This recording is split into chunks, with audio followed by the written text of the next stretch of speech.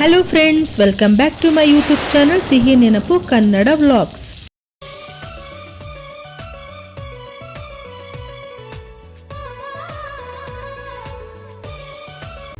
Hello friends, ಇವಾಗ ನಾವು ಆನೆನ ನೋಡಿದ್ದಾಯಿತು ಮತ್ತೆ ಹೊಳೆನ ದಾಟಿದ್ದಾಯಿತು.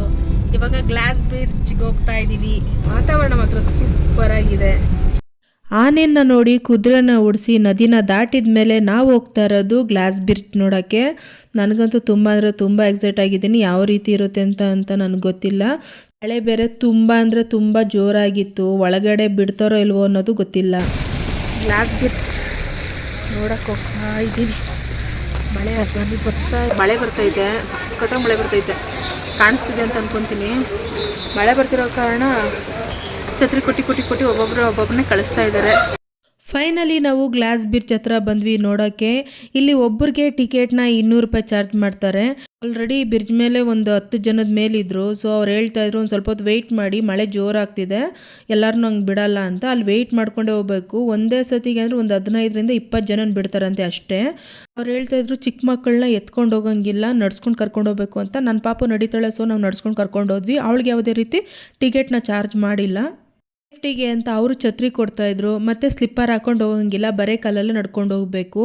ಸೊ ನನಗೆ ಭಯ ಇತ್ತು. ನನಗಿಂತ ಮಂಜುಗಂತೂ ಸಖತ್ ಭಯ ಆಗೋಗಿತ್ತು. ಅವರು ಮೇಲೆ ಬರೋಕ್ಕೆ ರೆಡಿ ಇಲ್ಲ, ಅದು ಟಿಕೆಟ್ ತೊಗೊಂಡಾದ್ಮೇಲೆ ಹೇಳ್ತಿದ್ದಾರೆ. ಬಂದ್ವಿ ಹಂಗೆ ಭಯ ಬಂದ್ವಿ.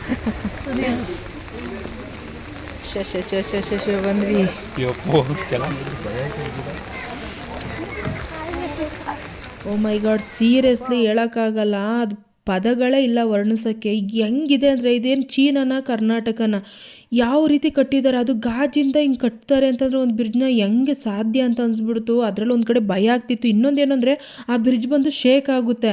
ಎಲ್ಲಿ ಗೊತ್ತಾ, ಈಗ ಹುಡುಗಿ ನಿಂತ್ಕೊಂಡಿದ್ದಾಳಲ್ವಾ, ಸೊ ಅಲ್ಲಿ ಹೋಗಿ ನಿಂತ್ಕೊಂಡಾದ್ಮೇಲೆ ಅದು ಶೇಕ್ ಆಗ್ತಿತ್ತು. ನನಗಿದೇನಪ್ಪ ಇಲ್ಲಿ ಬಂದಾದ್ಮೇಲೆ ಶೇಕ್ ಆಗ್ತಿದೆ ಅಂತ ಫುಲ್ಲು ಭಯ ಆಗೋಯ್ತು. ಆದರೆ ಸೂಪರಾಗಿತ್ತು ಮಾತ್ರ ನೋಡೋಕ್ಕೆ.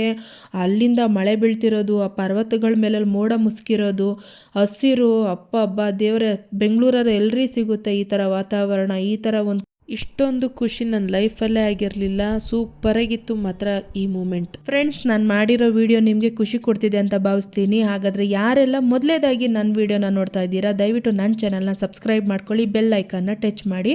ಹಾಗೆ ಸಬ್ಸ್ಕ್ರೈಬ್ ಮಾಡ್ಕೊಂಡಿರೋರು ದಯವಿಟ್ಟು ವಿಡಿಯೋಗೊಂದು ಲೈಕ್ ಮಾಡಿ. ಮಳೆ ಬರ್ತಿದ್ದ ಕಾರಣ ವಾತಾವರಣ ತುಂಬಾ ಚೆನ್ನಾಗಿತ್ತು. ಮತ್ತು ಅಲ್ಲೇನೋ ಒಂಥರ ಸೋಲಾರ್ ಥರ ಅಳವಡಿಸ್ಬಿಟ್ಟು ದೊಡ್ಡದಾಗಿ ಒಂದು ಹಳ್ಳ ಮಾಡಿದರು. ಅದು ಯಾಕೆ ಮಾಡಿದರು ಅಂತ ಗೊತ್ತಿಲ್ಲ. ಈ ರೀತಿ ಒಂದು ವಾತಾವರಣನ ನಾವು ಎಂಜಾಯ್ ಮಾಡಬೇಕು ಅಂದರೆ ಕೂರ್ಗೆ ಹೋಗಬೇಕು. ಗಾಜ್ ಮೇಲೆ ನಡೆಯೋದು ಮತ್ತು ದೂರದ ಬೆಟ್ಟನ ನೋಡೋದು, ಮಂಜು ಮುಸುಕಿದ ವಾತಾವರಣದಲ್ಲಿರೋ ಬೆಟ್ಟಗಳನ್ನ ನೋಡೋದು ಅಂದರೆ ಅದು ತುಂಬಾ ಅದ್ಭುತ. ಅದು ಲೈಟಾಗಿ ಬ್ರಿಡ್ಜ್ ಬಂದು ಶೇಕ್ ಆಗ್ತಿತ್ತು. ಆವಾಗ ಅಲ್ಲಿ ಒಬ್ಬರು ಟೈಮಿಂಗ್ಸ್ ಹೇಳ್ತಿರ್ತಾರೆ, ಅವ್ರನ್ನ ಕೇಳಿದೆ ಇದ್ರ ವೆಯ್ಟ್ ಎಷ್ಟು ಮತ್ತು ಲೆಂತ್ ಎಷ್ಟು ಅಂತ. ಉದ್ದ ಬಂದ್ಬಿಟ್ಟು 32 ಮೀಟರ್ ಇರುತ್ತಂತೆ. ವೆಯ್ಟ್ ಬಂದ್ಬಿಟ್ಟು ಒಂದೇ ಸತಿ 50ರಿಂದ 60 ಜನದಷ್ಟನ್ನ ವೆಯ್ಟ್ ಇದು ತಡೆಯುತ್ತೆ. ತುಂಬ ಅಂದರೆ ತುಂಬ ಸ್ಟ್ರಾಂಗ್ ಆಗಿರುತ್ತೆ ಅಂತ ಹೇಳಿದ್ರು. ಬೇಜಾರಾಗಿದ್ದೇನು ಅಂದರೆ ಟೈಮಿಂಗ್ಸು ಬರೀ 6 ನಿಮಿಷ ಕೊಡ್ತಾರೆ. ಒಂದು 10ರಿಂದ 15 ನಿಮಿಷ ಕೊಟ್ಟರೆ ಫೋಟೋಸು ವೀಡಿಯೋಸ್ ತೊಗೊಂಡ್ಬಿಟ್ಟು ಆರಾಮಾಗಿ ಖುಷಿಯಾಗಿ ನಿಂತ್ಕೊಂಡು ನೋಡ್ಬೋದು. ಅವರು ಕೂಡ 6 ನಿಮಿಷದಲ್ಲಿ ಏನು ಮಾಡೋಣ. ಅದೇ ಟೈಮಲ್ಲಿ ಒಂದು ಸತಿ ಬ್ರಿಡ್ಜ್ ಅಲ್ಲಾಡ್ತು ನೋಡಿ, ನನಗೆ ಫುಲ್ ಭಯ ಆಗೋಯ್ತು. ಅದ್ರ ಜೊತೆ ನಗುನು ಬಂತು. ಅವನು ಇಟ್ಕೊಂಡು ಇಲ್ಲ ಮೇಡಮ್ ಏನೂ ಆಗಲ್ಲ, ಆರಾಮಾಗಿ ಫೋಟೋ ತೊಗೊಳ್ಳಿ ನೀವು ಅಂತ ಅಂದ.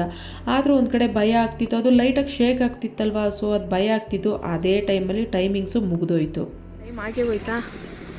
ಓನ್ಲಿ 6 ಮಿನಿಟ್ಸಾ? ಅಂದರೆ ಎಷ್ಟು ಜನ ಅಂತ ಇರಬೇಕು ಅಂತ ಇರ್ತಲ್ವಾ? ಎಷ್ಟು ಜನ ಅಂತ ಇರಬೇಕು ಇಲ್ಲಿ ಮ್ಯಾಕ್ಸಿಮಮ್ ಅಂದರೆ 50 ಜನ ನಿಲ್ಲೋಷ್ಟು ಇದು ಸ್ಟ್ರೆಂತ್ ಇದೆ. ಟೈಮಿಂಗ್ಸು ಅಲ್ಲ ಅಂದರೆ ಮಾರ್ನಿಂಗ್ ಟು ಈವ್ನಿಂಗ್ ಎಷ್ಟರಿಂದ ಎಷ್ಟು ಗಂಟೆ? 7 to 7. Morning 7 o'clock to night 7 o'clock. ಅಂದರೆ 7 o'clock ಅಂದರೆ ಕತ್ಲಾಗುತ್ತಲ್ಲ, ಲೈಟ್ ಇರಲ್ವಲ್ಲ? ಲೈಟ್ ಇಲ್ಲೆಲ್ಲ ಹಾಕ್ತೀರಾ? ಓಕೆ, ಎಲ್ಲ ದಿನವೂ ಇರುತ್ತೆ, ಯಾವುದೂ ಹಾಲಿಡೇ ಇಲ್ಲ. Okay fine. ನನ್ನ ಚಿನಿಮಾಗೆ ಭಯ ಹೋಯ್ತು, ಆದರೆ ಭಯ ಮಂಜಕ್ಕೆ ಹೋಗಿಲ್ಲ. ಬ್ರಿಡ್ಜ್ ಗ್ಲಾಸ್ ಬ್ರಿಡ್ಜ್ ಹೋಗ್ತಾ ಇದ್ದೀನಿ. But good experience, super.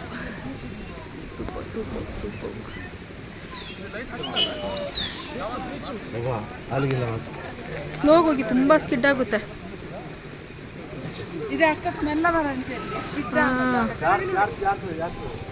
ಆಗಲೇ 3 ಜನ ಬಿದ್ದಿದ್ದಾರೆ ಪಲ್ಟಿ ಹೊಡ್ಕೊಂಡು.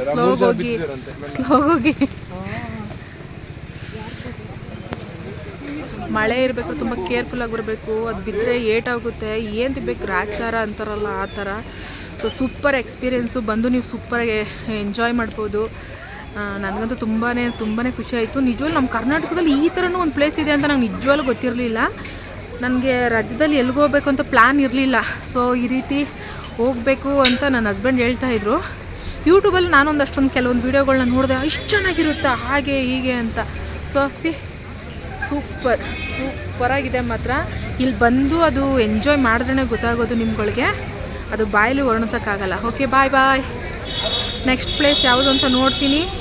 ಮಳೆ ಬಂದಿದ್ದ ಕಾರಣಕ್ಕೆ ಬ್ರಿಡ್ಜ್ ಮೇಲೆ ಇದ್ದಿದ್ದು ಗ್ಲಾಸು ಸ್ವಲ್ಪ ಮಂಕಾಗಿತ್ತು. ಹಾಗಾಗಿ ನಮಗೆ ಅದ್ರದ್ದೊಂದು ಆಳ ಸರಿಯಾಗಿ ಕಾಣಿಸಿಲ್ಲ. ಒಂದು ಸ್ವಲ್ಪ ಭಯ ಕೂಡ ಕಡಿಮೆ ಇತ್ತು. ಮಳೆ ತುಂಬ ಜಾಸ್ತಿ ಆಗಿರೋದ್ರಿಂದ ನಾನು ಪಾಪು ಜೊತೆ ಹಾಗೆ ಆಟ ಆಡಿದೆ. ಅಲ್ಲೇ ಪಕ್ಕದಲ್ಲಿ ಶಾಪ್ಸ್ ಇದೆ, ಅಲ್ಲೆಲ್ಲ ಟೀ ಕಾಫಿ ಸ್ನ್ಯಾಕ್ಸು ಬಿಸಿಯಾಗಿ ಸಿಗುತ್ತೆ, ತಿನ್ಕೊಂಡು ಆರಾಮಾಗಿ ಎಂಜಾಯ್ ಮಾಡ್ಬೋದು. ಸೊ ನಾವು ನೋಡಿಬಿಟ್ಟು ನೆಕ್ಸ್ಟ್ ಪ್ಲೇಸ್ ನೋಡೋಕ್ಕೆ ಅಂತ ಹೋದ್ವಿ. ಮಳೆ ಜಾಸ್ತಿ ಇತ್ತು. ನಾವು ಹೋಗ್ತಾ ಇರೋದು ನೆಕ್ಸ್ಟ್ ಬಂದು ರಾಜಾ ಸೀಟ್ಗೆ. ಅಲ್ಲಿರೋಂಥ ಪ್ಲೇಸ್ಗಳನ್ನ ನೋಡಿ ಎಂಜಾಯ್ ಮಾಡೋಣ. ಮತ್ತೆ ಸಿಗ್ತೀನಿ, ಬಾಯ್.